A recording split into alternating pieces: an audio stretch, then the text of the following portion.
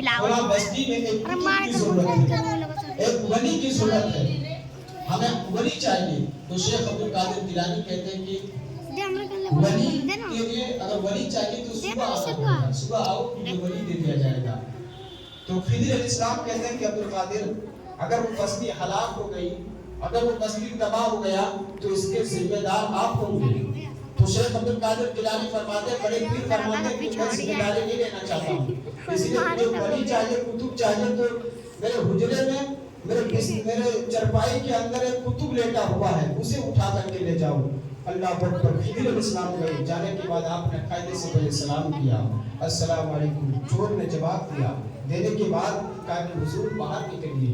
جیسے کہا کہ حضور باہر نکلیے. اللہ اکبر. وہ چور تھا، ڈاکو تھا، گھبرا گیا، سوچنے لگا کہ مجھے حضور کہا جا رہا ہے، کانپنے لگا. اس کے بعد مزے کی بات تو یہ ہے، خضر علیہ السلام پاؤں پکڑا ہے چور کا، باہر کھینچنا چاہتا ہے. وہ چور ہے کہ اندر کو جا رہا ہے، کہہ رہا کہ میں کوئی حضور نہیں ہوں، میں کوئی جناب اعلیٰ نہیں ہوں، میں کوئی پیر نہیں ہوں، آپ چلے جائیے، میں ڈاکو ہوں. اس کے بعد خضر علیہ السلام فرماتے ہیں کہ ڈاکو تو ڈاکو، کل تک تو ڈاکو تھا لیکن آج تو ولی بن گیا ہے، غوث اعظم تجھے ولی بنا دیے ہیں. اللہ اکبر. جب خضر علیہ السلام نے اس چور کا ہاتھ پکڑا ہے اور بغداد کی گلیوں میں لے کر کے چلنے لگا ہے، اللہ اکبر، تب اس چور نے تاریخی جملہ کہا تھا. چور تو نہیں کہہ سکتے ہیں، یہ چور بھی قسمت والے ہوتے ہیں، جسے غوث اعظم کا سایہ جس کے سر پر ہو، وہ چور بھی قابل تعریف ہوتے ہیں.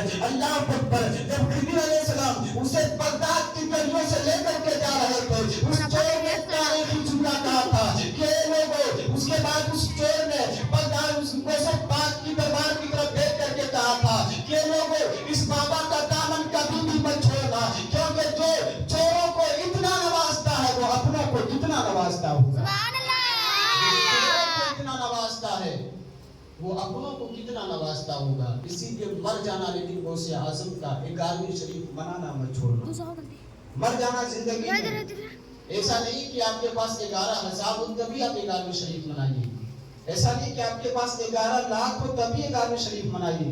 1100 گرام اگر آپ کے پاس چاول ہے تو 11ویں شریف کے نام پہ خرچ کر دیجیے. اللہ غوث اعظم کا فیضان بغداد سے آپ کے گھر میں نازل کرے گا. غوث اعظم کا فیضان اللہ آپ کے گھر میں نازل کرے گا. اللہ اکبر. غوث اعظم کا شان دیکھو. اور علماء کرام فرماتے ہیں کہ دوسری وجہ یہ ہے، اور یاد رکھیے جو قادری ہوگا، شیخ عبدالقادر نے رب کی بارگاہ میں عرض کیا کہ مولا اتنی آپ عبادت کیے کہ رب کی طرف سے حکم ہوا کہ عبدالقادر کیا مانگنا چاہتا ہے. تو آپ نے تاریخ میں آتا کہ 7 شرطوں کو رکھا. رب نے ساری شرطوں کو منظور کیا. آپ اپنے مریدوں کو بٹھائے اور آپ نے مجمع میں کہا کہ میں ایک شرط آپ کو بتاتا ہوں جو رب نے مان لیا ہے. کہا وہ کیا ہے؟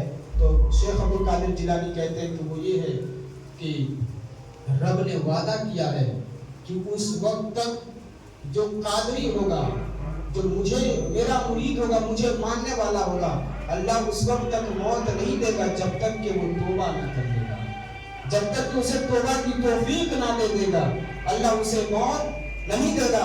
اور دوسری وجہ یہ ہے، علماء کرام لکھتے ہیں کہ شیخ عبدالقادر جیلانی رضی اللہ تعالیٰ عنہ آپ ہر 12ویں تاریخ کو نبی کے کونین کے نام پر آپ لنگر لٹایا کرتے تھے، لنگر بنایا کرتے تھے. اللہ اکبر. ایک دن آپ اپنے حجرے میں بیٹھے ہیں، آپ جانتے ہیں غوث اعظم کے پاس اتنے دولت ہونے کے باوجود سورج ڈوبنے سے پہلے آپ تمام دولت کو غریبوں میں تقسیم کر دیا کرتے تھے.